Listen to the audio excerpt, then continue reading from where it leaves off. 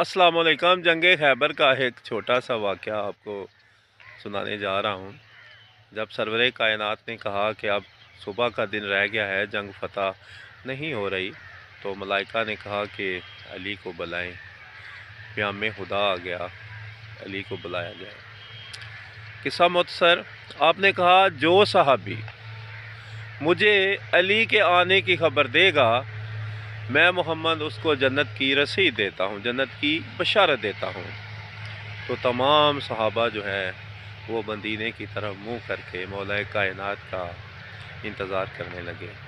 कोई मदीने की मशरक़ की तरफ, कोई मगरब, कोई जनूब, कोई शमाल, कोई सिमत ऐसी नहीं थी जिधर सहाबा देख नहीं रहे थे कि ये शर्फ़ हमें हासिल हो कि हम अली के आने की खबर रसूल अमजद को दें और जन्नत की रसीद दें।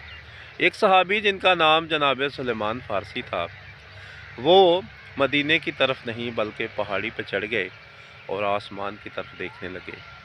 सहाबा ने कहा, सलमान तुम्हें क्या हो गया, तुम्हारी अकल किधर गई? अली ने मदीने से आना है और तुम आसमान की तरफ देख रहे हो। जनाब सलमान ने कहा, अकल मेरी बिल्कुल ठीक है, समझ आपको नहीं आ रही।